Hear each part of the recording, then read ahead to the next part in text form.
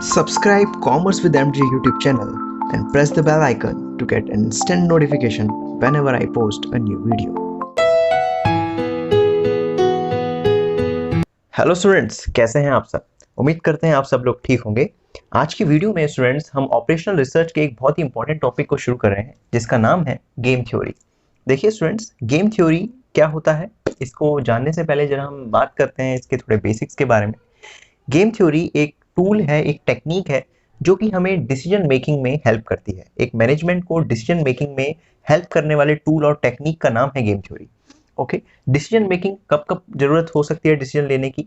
अगर हमारे पास कोई डिटर्मिनिस्टिक सिचुएशन हो या फिर प्रोबेबिलिस्टिक सिचुएशन हो या फिर अनसर्टेनिटी टाइप की कोई सिचुएशन हो, तो वहां पर हम गेम थ्योरी का यूज करते हैं। गेम थ्योरी में जैसा कि नाम सजेस्ट कर रहा है, गेम जो है यहाँ पर वो शो कर रहा है एक कॉम्पिटिटिव गेम को, जो कि किसी के भी बीच में हो सकता है, किसी दो अपोनेंट के बीच में हो सकता है, चाहे वो कोई प्लेयर हो या फिर कोई इंडिविजुअल हो, कोई कंपनी हो, कोई टीम हो, कोई ब्रांड हो।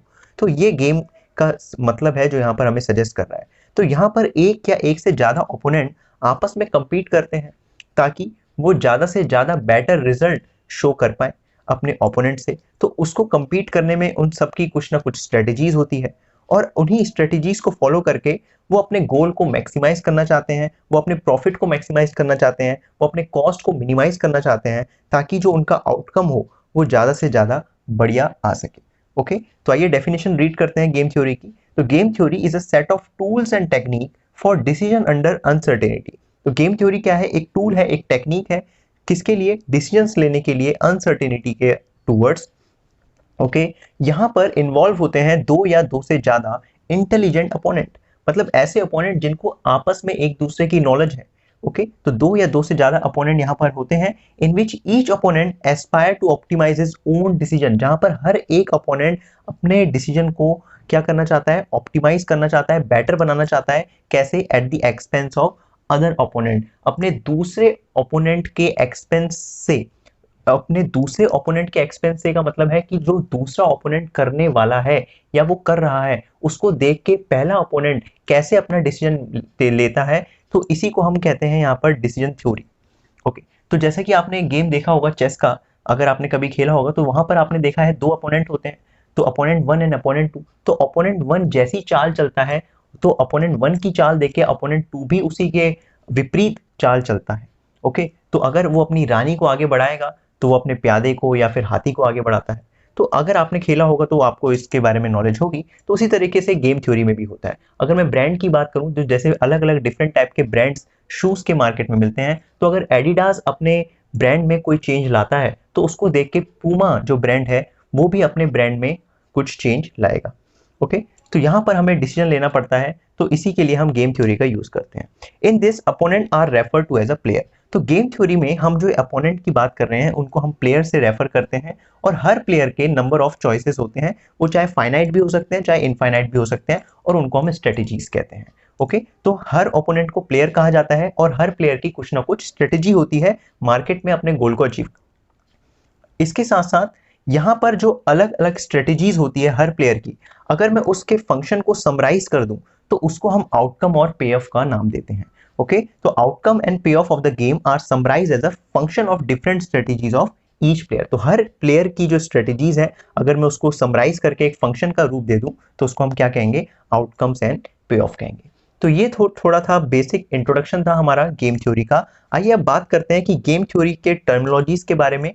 जो जो वर्ड्स आपको गेम थ्योरी के चैप्टर के अंदर मिलेंगे क्या क्या है। तो जैसा पहले मैंने बात करी प्लेयर्स, प्लेयर्स कौन से हैं? Player are the entities participating in the competition. Market में जो कंपटीशन है सॉरी, उसमें जो एंटिटी है जो पार्टिसिपेट कर रहे हैं उन्हीं को हम प्लेयर कहते हैं। और प्लेयर का मोटिव क्या होता है? टू मैक्सिमाइज देयर गेन्स, अपने वो फायदे को, अपने प्रॉफिट को मैक्सिमाइज करना चाहते हैं and minimise their losses. Okay, तो प्लेयर कोई कंपनी हो सकती है, कोई इंडिविजुअल हो सकती है, कोई टीम हो सकती है, कोई ब्रांड हो सकती है, तो anyone can be a player. Okay, इसके बाद जो सेकंड टर्मिनोलॉजी है वो है हमारी स्ट्रेटेजी। स्ट्रेटेजी का मतलब होता है strategy is a plan of action which is implemented or chosen by the respective player for their process. Strategy का मतलब क्या है? जो प्लेयर के द्वारा एक कोर्स ऑफ एक्शन होगा, जो वो काम करेंगे ओके अपने गोल को अचीव करने के लिए, अपने प्रोसेस को निभाने के लिए, तो वो स्ट्रेटेजी होती है। अब स्ट्रेटेजी भी दो तरीके की होती है, एक होती है हमारी प्योर स्ट्रेटेजी, एक होती है हमारी मिक्स स्ट्रेटेजी। प्योर स्ट्रेटेजी का मतलब होता है कि जब भी कोई प्लेयर खाली एक ही स्ट्रेटेजी सिलेक्ट करता है उसको हम कहते हैं प्योर स्ट्रेटेजी, और जब कोई प्लेयर एक से ज्यादा स्ट्रेटेजी सिलेक्ट करता है उसको हम कहते हैं मल्टी मिक्स स्ट्रेटेजी। ओके, तो selecting one strategy is called pure strategy and selecting multiple strategy is called mix strategy. For example suppose करते हैं एक कंपनी ए है, उनके पास 3 स्ट्रेटेजी है, P1, P2 एंड P3। अब वो सेकंड स्ट्रेटेजी को सिलेक्ट करते हैं तो उसकी प्रोबेबिलिटी क्या हो जाएगी, 1। उन्होंने फर्स्ट और थर्ड स्ट्रेटेजी को सिलेक्ट नहीं किया तो उनकी प्रोबेबिलिटी क्या होगी, 0। ओके, और वैसे ही अगर मैं मिक्स स्ट्रेटेजी की बात करूं तो वैसे ही सेम ब्रांड था, ब्रांड ए, उसके पास भी 3 स्ट्रेटेजी है, P1, P2 एंड P3। अगर वो एक या एक से ज्यादा स्ट्रेटेजी सिलेक्ट करता है तो उसको हम कहेंगे मल्टीपल स्ट्रेटेजी। तो एक से ज्यादा सिलेक्ट करने को हम कहेंगे मल्टीपल स्ट्रेटेजी, उसने सिलेक्ट करी है, मतलब मिक्स स्ट्रेटेजी के अंदर आता है। फॉर एग्जांपल P1 को सिलेक्ट करने की जो प्रोबेबिलिटी है वो 0.65 है, और वैसे ही P2 को भी उसने सिलेक्ट किया और उसकी प्रोबेबिलिटी है 0.35, और उसने P3 को सिलेक्ट नहीं किया तो उसकी प्रोबेबिलिटी को हम 0 लेट कर लेंगे। तो इस टाइप की स्ट्रेटेजी को हम कहेंगे मिक्स स्ट्रेटेजी। और ध्यान रखना, जो भी स्ट्रेटेजी होती है उन सबका अगर हम टोटल करें प्रोबेबिलिटी का तो हमेशा 1 आएगा। ओके, तो यहां पर उसने 2 स्ट्रेटेजी सेलेक्ट करी तो दोनों की अगर हम प्रोबेबिलिटी का सम करें तो उसका सम भी हमारा 1 आएगा। आइए बात करते हैं थर्ड टर्मिनोलॉजी की। तो थर्ड टर्मिनोलॉजी है हमारी पे ऑफ मैट्रिक्स। अभी हमने पीछे डिस्कस किया था कि पे ऑफ क्या होता है। पे ऑफ होता है हर प्लेयर की जो स्ट्रेटेजी होती है उसी का एक समराइज्ड रूप, उसी फंक्शन को हम पे ऑफ कहते हैं। तो जैसे यहाँ पर 2 प्लेयर हैं, 2 कॉम्पिटिटर हैं, player A and player B. Player A की 3 स्ट्रेटेजीज है 1 2 3 एंड प्लेयर बी की भी 3 स्ट्रेटेजीज है 1 2 3। ओके, तो याद रखना स्टूडेंट्स, अब यहाँ पर जो पे ऑफ मैट्रिक्स हमारे पास गिवन होती है इसमें अगर पॉजिटिव वैल्यूज होंगी तो वो गेन होता है प्लेयर ए के लिए और लॉस होता है हमारे प्लेयर बी के लिए। ओके, अगर कोई भी पे ऑफ मैट्रिक्स में पॉजिटिव वैल्यूज मिलेंगी तो वो गेन होगा प्लेयर ए के लिए और लॉस होगा प्लेयर बी के लिए। वैसे ही अगर कोई भी पे ऑफ मैट्रिक्स में नेगेटिव वैल्यू होगी तो वो हमारा गेन होगा प्लेयर बी के लिए और लॉस होगा प्लेयर ए के लिए। जैसे कि आप देख रहे हैं फर्स्ट स्ट्रेटेजी जो प्लेयर ए की है वो है 20 और प्लेयर बी की भी जो फर्स्ट स्ट्रेटेजी है वो भी 20 है। तो प्लेयर ए के लिए ये जो 20 होगा वो गेन होगा और प्लेयर बी के लिए ये जो 20 होगा वो लॉस होगा। वैसे ही उसी तरीके से अगर मैं यहाँ बात करूं कि प्लेयर ए की जो सेकंड स्ट्रेटेजी है और प्लेयर बी की भी जो सेकंड स्ट्रेटेजी है, अब क्योंकि ये माइनस है, नेगेटिव है, तो अगर कोई नेगेटिव वैल्यू होती है तो वो गेन होता है प्लेयर बी के लिए और लॉस होता है वो प्लेयर ए के लिए। तो if any positive value in the outcome, अगर कोई भी पे ऑफ मैट्रिक्स में जो भी आउटकम की पॉजिटिव वैल्यूज होंगी तो उस समय वो प्लेयर ए के लिए गेन कहलाई जाएगी और लॉस कहलाई जाएगी प्लेयर बी के लिए। वैसे ही अगर कोई आउटकम में, ये यहाँ पर जो मैट्रिक्स में जो आउटकम है इसमें नेगेटिव वैल्यू होगी तो वो क्या होगा, वो गेन होगी प्लेयर बी के लिए और लॉस होगी प्लेयर ए के लिए। ओके, तो ये आपको ध्यान रखना है स्टूडेंट्स। इसके बाद अगर हम बात करें अपने मैक्सिमम प्रिंसिपल और मिनिमैक्स प्रिंसिपल की, ये क्या होता है, देखिए मैक्सिमम प्रिंसिपल यहाँ कहता है कि maximise the minimum guaranteed gain of player A.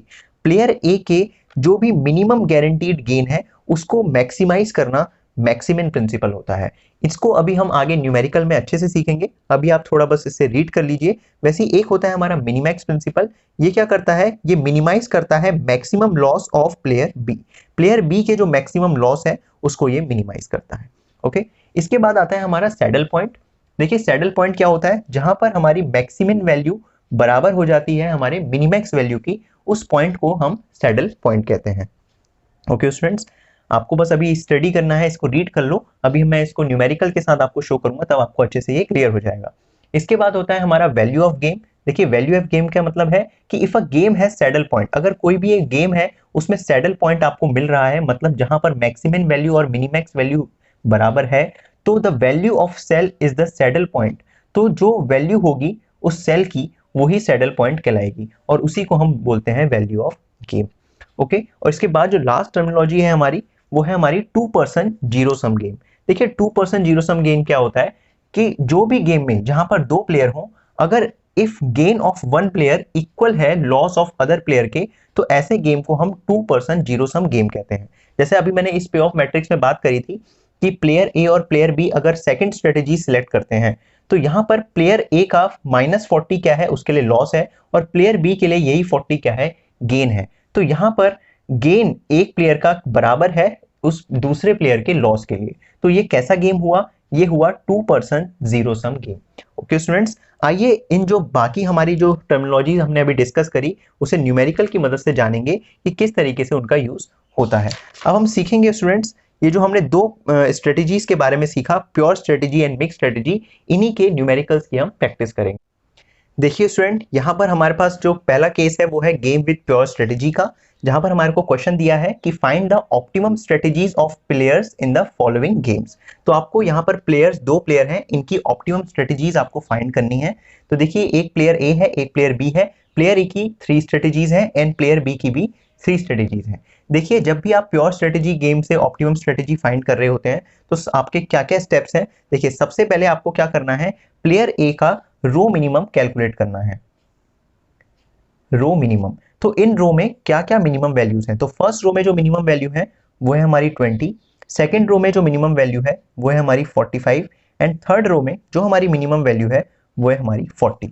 Okay, तो मिनिमम वैल्यू सिलेक्ट करने के बाद जो भी वैल्यूज हमारे पास आ गई हैं उनमें से हमें मैक्सिमम वैल्यू सिलेक्ट करनी है। तो मैक्सिमम वैल्यू कौन सी है? मैक्सिमम वैल्यू है 45। तो इस वैल्यू को हम बोलते हैं मैक्स मिन, मैक्सी मिन।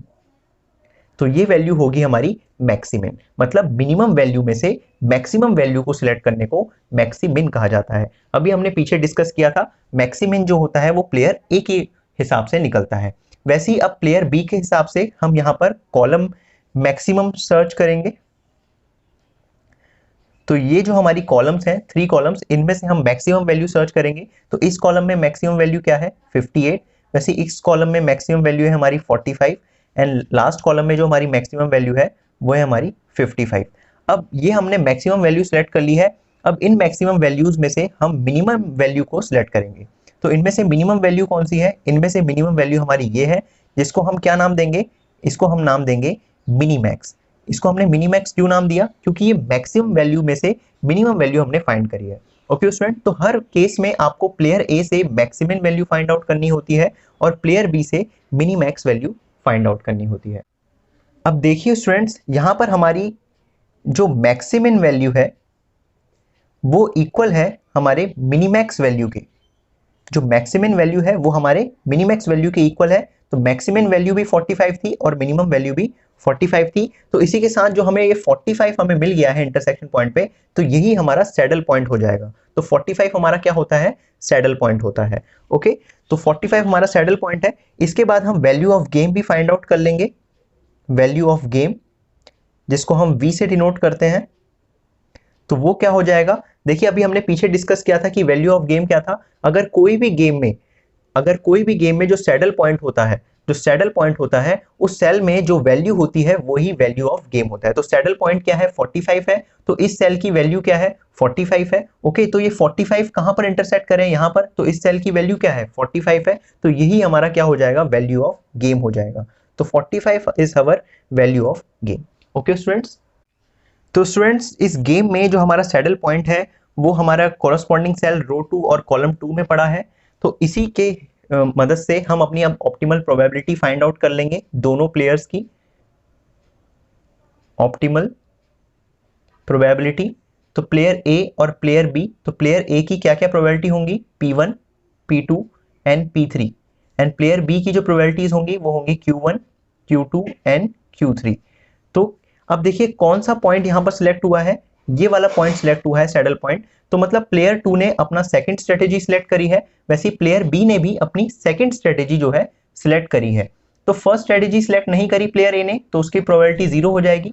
सेकंड स्ट्रेटेजी सिलेक्ट करी है तो उसकी प्रोबेबिलिटी 1 और थर्ड स्ट्रेटेजी सिलेक्ट नहीं हुई है तो उसकी प्रोबेबिलिटी 0। उसी तरीके से प्लेयर बी की भी, उसने फर्स्ट स्ट्रेटेजी सिलेक्ट नहीं करी अपनी, ओके, तो उसके लिए 0 प्रोबेबिलिटी। सेकंड स्ट्रेटेजी उसने सिलेक्ट करी है तो उसके लिए 1 प्रोबेबिलिटी। थर्ड नहीं हुई है तो उसके लिए 0 प्रोबेबिलिटी। तो इस तरीके से हमने इस गेम की ऑप्टिमम स्ट्रेटेजीज फाइंड आउट कर ली है और ऑप्टिमल प्रोबेबिलिटी को भी हमने कैलकुलेट कर लिया है। आई होप स्टूडेंट्स आपको प्योर स्ट्रेटेजी की मदद से कैसे क्वेश्चन सॉल्व होता है आपने सीख लिया होगा। आइए अब हम सीखते हैं गेम विद मिक्स स्ट्रेटेजी।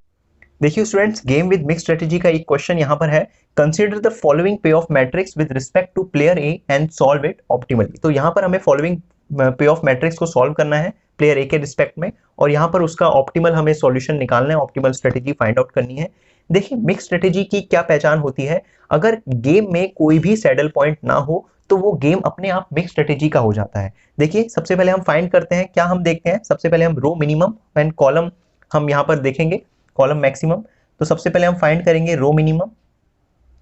तो प्लेयर ए का इस रो का मिनिमम क्या होगा, 9 और 7 में से मिनिमम वैल्यू 7 है एंड 5 और 11 में से मिनिमम वैल्यू 5 है। तो मिनिमम वैल्यू सिलेक्ट करने के बाद हमें इसमें से मैक्सिमम वैल्यू सिलेक्ट करनी होती है।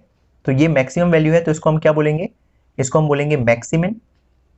वैसे ही कॉलम वाइज प्लेयर बी का हम देखेंगे, तो यहाँ पर हमें कॉलम मैक्सिमम सिलेक्ट करना होता है। तो इस कॉलम में क्या मैक्सिमम वैल्यू है 9 और इस कॉलम में क्या मैक्सिमम वैल्यू है 11। तो मैक्सिमम वैल्यू सिलेक्ट करने के बाद हमें इनमें से मिनिमम वैल्यू सिलेक्ट करनी होती है। तो ये हमने मिनिमम वैल्यू सिलेक्ट कर ली, तो इसका नाम क्या होगा, मिनीमैक्स। ओके, तो मैक्सिमम में से मिनिमम वैल्यू सिलेक्ट करने को हम कहते हैं मिनीमैक्स। ओके, तो हम यहाँ पर अब देख रहे हैं कि जो हमारी मैक्सिमम वैल्यू है वो मिनीमैक्स के बराबर नहीं है, तो मतलब कोई भी सैडल पॉइंट इस क्वेश्चन में नहीं है, तो इसीलिए मिक्स स्ट्रेटेजी का क्वेश्चन कहलाया जाएगा। तो मैक्सिमम जो वैल्यू है वो हमारी मिनीमैक्स वैल्यू के बराबर नहीं है, तो मैक्सिमम वैल्यू हमारी 7 आई है जो कि नहीं होता 9 के बराबर। ओके, तो इसके बाद क्या होता है, मिक्स स्ट्रेटेजी में हमें फर्दर सॉल्व करने के लिए हमें यही डेटा को नोट करना पड़ेगा। तो हमारे पास है 9, 7, 5 एंड 11। ओके, तो ये हमारे पास मैट्रिक्स है, पे ऑफ मैट्रिक्स। ओके, तो सबसे पहले हमें इनका ऑडमेंट फाइंड आउट करना होता है स्टूडेंट, ऑडमेंट्स। तो यहाँ पर मैं इनके ऑडमेंट्स फाइंड आउट करता हूँ। देखिए ऑडमेंट्स कैसे फाइंड आउट होते हैं, देखिए जो ये वाली रो है, अब हम इन रो का डिफरेंस करेंगे और यहां पर इसका ऑडमेंट लिखेंगे। तो इन रो का डिफरेंस क्या होगा, मैक्सिमम वैल्यू को हम सिलेक्ट करेंगे 9 माइनस 7। तो सबसे पहले डिफरेंस करते समय हम मैक्सिमम वैल्यू लेते हैं, तो 9 माइनस 7, तो 9 माइनस 7 होता है 2, और उस डिफरेंस को हम यहां लिखेंगे। तो मतलब फर्स्ट रो का डिफरेंस हम सेकंड रो के ऑडमेंट में लिखेंगे, तो 9 माइनस 7 इज इक्वल टू 2। वैसे ही सेकंड रो का डिफरेंस हम फर्स्ट रो के ऑडमेंट में लिखेंगे। तो यहाँ पर 11 माइनस 5 करेंगे, तो सबसे पहले मैक्सिमम वैल्यू आपको सिलेक्ट करनी है, फिर माइनस करना है, तो 11 माइनस 5, तो 11 माइनस 5 क्या होता है आपका 6। उसी तरीके से आपको कॉलम का ऑडमेंट निकालना है, तो फर्स्ट कॉलम का जो आप डिफरेंस करेंगे उसका आंसर आप सेकंड कॉलम के में उसमें लिखेंगे, और सेकंड कॉलम का डिफरेंस का आंसर आप फर्स्ट कॉलम में लिखेंगे। तो 9 माइनस 5 करेंगे, तो 9 माइनस 5 होता है 4, तो इसका आंसर हम यहाँ लिखेंगे। वैसे 11 माइनस 7 करेंगे तो इसका आंसर भी होता है 4। तो ओके स्टूडेंट्स, ऑडमेंट निकालते समय आपको ये ध्यान रखना है कि आप क्या करेंगे, सबसे पहले पॉजिटिव वैल्यू, जो लार्जेस्ट पॉजिटिव वैल्यू है उसको लेंगे मैक्सिमम वैल्यू। अगर यहाँ पर इस रो में हमारा ये -11 होता तो इनका डिफरेंस हम कैसे लेते, ये हमारा होता, फिर हमें ये वाला पॉजिटिव वैल्यू पहले लेना पड़ता, तो हम करते 5 माइनस -11 जो कि होता 16, और 16 यहाँ पर आंसर लिखना होता। वैसे ही अगर यहाँ पर -5 होता तो कैसे करते, 11 को पहले लेते, तो 11 माइनस -5, तो 11 माइनस -5 वो भी 16 होता है, तो उसको हम यहाँ लिखते। तो इस तरीके से ऑडमेंट हमारा सॉल्व करना होता है। देखिए ऑडमेंट सॉल्व करने के बाद हम प्रोबेबिलिटी कैलकुलेट करते हैं। देखिए जो प्रोबेबिलिटी है हमारी दोनों प्लेयर्स की, वो हम ऑडमेंट की मदद से निकालते हैं। तो फर्स्ट जो प्रोबेबिलिटी है P1, वो कैसे कैलकुलेट होगी हमारी, देखिए ऑडमेंट क्या है यहाँ पर 6 है, तो हम ऊपर लिखेंगे 6 अपॉन में 6 प्लस 2। तो 6 अपॉन में 6 प्लस 2 होता है आपका 6/8, और इसको आप फर्दर सॉल्व करेंगे तो ये आपका आ जाएगा 3/4। उसी तरीके से सेकंड उसकी प्रोबेबिलिटी आप निकाल लेंगे P2 की, तो यहाँ पर ऑडमेंट 2 है, तो न्यूमरेटर में हम 2 लिखेंगे और नीचे हम लिखेंगे 6 प्लस 2, तो 2 अपॉन में 8, और इसको फर्दर सॉल्व करेंगे तो ये आएगा हमारा 1/4। ओके, तो एक ये प्रोबेबिलिटी आई आपकी और एक ये प्रोबेबिलिटी आई, तो ये P1 है, ये P2 है। उसी तरीके से आप कॉलम में से भी प्रोबेबिलिटी निकालेंगे प्लेयर बी के लिए। तो पहली जो प्रोबेबिलिटी है उसको हम Q1 बोलेंगे, तो यहाँ पर ऑडमेंट 4 है, तो कैसे कैलकुलेट होगा, 4 अपॉन में 4 प्लस 4, तो न्यूमरेटर में दोनों ऑडमेंट्स का सम हो जाता है, तो इसको सॉल्व करके आएगा आपका 4 अपॉन में 8, दैट इज 1/2। वैसे ही Q2 हम कैलकुलेट करेंगे, तो यहाँ पर ऑडमेंट 4 है, तो 4 अपॉन में 4 प्लस 4 जो कि सेम वही होता है हमारा 1/2। तो यहाँ पर इनकी ये प्रोबेबिलिटी हमारी कैलकुलेट हो जाएगी। ओके, अब इस प्रोबेबिलिटी को कैलकुलेट करने के बाद हमें वैल्यू ऑफ गेम कैलकुलेट करना होता है। तो मिक्स स्ट्रेटेजी में देखिए कैसे वैल्यू ऑफ गेम कैलकुलेट होता है। तो वैल्यू ऑफ गेम जिसको हम V से डिनोट करते हैं, अब इसको निकालने के 4 फॉर्मुलेज हैं, हम बिल्कुल सिंपल फॉर्मूले से यहाँ पर यूज करेंगे और value of game find out करेंगे। तो देखिए क्या फॉर्मूला है, देखिए जैसे आपके पास ये रो है, इस रो में आपके पास जो वैल्यू है वो 9 है, और सेकंड रो में यहाँ पर जो वैल्यू है वो 5 है। तो आप इन दोनों वैल्यूज को क्या करेंगे, ऑडमेंट से इंटू करेंगे और आपस में प्लस करेंगे, मतलब 9 इंटू 6 प्लस 5 इंटू 2। क्या करा आपने, 9 इंटू 6 प्लस 5 इंटू 2, और डिनोमिनेटर में आप इन ऑडमेंट्स का सम करेंगे। तो डिनोमिनेटर में सम क्या है 6 प्लस 2, तो इसको सॉल्व करेंगे हम। 9 6 जा 54 एंड 5 2 जा 10, तो 54 प्लस 10 डिवाइड बाय 8। तो 54 प्लस 10 आपका 64 होता है और नीचे 8 है, तो 8 से 64 आपका कट हो जाएगा और आपका फाइनल आंसर आ जाएगा 8। ओके, इस तरीके से हमने वैल्यू ऑफ गेम निकाला। और भी हमारे पास फॉर्मूले होते हैं वैल्यू ऑफ गेम निकालने के। अगर हम ये कॉलम वैल्यूज लेते तो इसकी हेल्प से भी हम वैल्यू ऑफ गेम निकाल सकते थे। तो वो कैसे होता, हम लेते 7 into 6 plus 11 into 2 divide by 6 plus 2। देखिए सेम आंसर आता क्या, 7 into 6 plus 11 into 2 divide by 6 plus 2। तो सेम आपका आंसर आएगा। देखिए 7 6 जा 42 एंड 11 2 जा 22 अपॉन में 8, तो 42 प्लस 22 इज ऑल्सो 64 एंड 64 को 8 से डिवाइड करेंगे तो आपका फाइनल आंसर आएगा 8। उसी तरीके से हम रो वाइज भी हम ऐसे निकाल सकते हैं। तो यहां से अगर हम शुरू करें, अगर इन दो वैल्यूज को हम लें तो 9 into 4 plus 7 into 4 divide by 8। तो देखिए सेम वैल्यू आएगी 9 into 4 plus 7 into 4 divide by 4 plus 4, तो 4 प्लस 4, तो इसको सॉल्व करेंगे आपका 8 आएगा। और वैसे उस तरीके से आप इन दो वैल्यूज को भी ऑडमेंट से मल्टीप्लाई करके सेम वैल्यू निकाल सकते थे। तो v इक्वल टू हो सकता था 5 into 4 plus 11 into 4 divide by 4 plus 4 equal to ये भी आपका 8 आता। तो वैल्यू ऑफ गेम के मैंने आपको 4 मेथड्स बता दिए। आप पेपर में अपने कोई भी मेथड से वैल्यू ऑफ गेम को आराम से कैलकुलेट कर सकते हैं। ओके, तो वैल्यू ऑफ गेम कैलकुलेट हमने कर लिया है। तो इस तरीके से हमने सारी चीज यहां पर कैलकुलेट कर ली है। तो हम फाइनल अपना आंसर लिखेंगे कि क्या स्ट्रेटेजीज हमारे पास आई है। तो hence the strategies of player ए। तो प्लेयर ए की क्या क्या स्ट्रेटेजी है, तो क्या प्रोबेबिलिटी है, दो प्रोबेबिलिटी आई है यहां पर। पहली है 3/4, अगर स्ट्रेटेजी 1 को सिलेक्ट करेगा तो उसकी प्रोबेबिलिटी 3/4 है, और अगर स्ट्रेटेजी 2 को सिलेक्ट करता है तो उसकी प्रोबेबिलिटी क्या है 1/4 है। उसी तरीके से अगर मैं बात करूं प्लेयर बी की, अगर वो ए को स्ट्रेटेजी फर्स्ट वाले उसको सिलेक्ट करता है तो उसकी प्रोबेबिलिटी हमारी 1/2 है। वैसे अगर सेकंड को सिलेक्ट करता है तो उसकी प्रोबेबिलिटी क्या है 1/2 है। और आपको ध्यान रखना है कि आप दोनों सारी स्ट्रेटेजीज को जब ऐड करेंगे तो उनका सम 1 आना चाहिए। तो देखिए 3/4 प्लस 1/4 करेंगे तो आपका 1 आएगा आंसर। वैसे 1/2 प्लस 1/2 करेंगे तो इसका आंसर भी 1 आएगा। और जो वैल्यू ऑफ गेम था वो हमारा क्या कैलकुलेट हुआ था, वो 8 कैलकुलेट हुआ था। तो इस तरीके से हम गेम विद मिक्स स्ट्रेटेजीज के क्वेश्चंस को सॉल्व करते हैं। आई होप स्टूडेंट्स आपको अच्छे से ये कंसेप्ट क्लियर हो गया होगा। अगर कोई भी डाउट है तो आप प्लीज नीचे कमेंट करिए। नेक्स्ट वीडियो में हम डोमिनेंस प्रॉपर्टी सीखेंगे, प्योर स्ट्रेटेजी और मिक्स स्ट्रेटेजी की। अगर आपको कोई भी सुझाव है तो आप प्लीज नीचे कमेंट करिए। वीडियो पसंद आई है तो लाइक करिए, चैनल को सब्सक्राइब करिए, शेयर करिए। तब तक मिलते हैं अपनी नेक्स्ट वीडियो में। Goodbye, take care.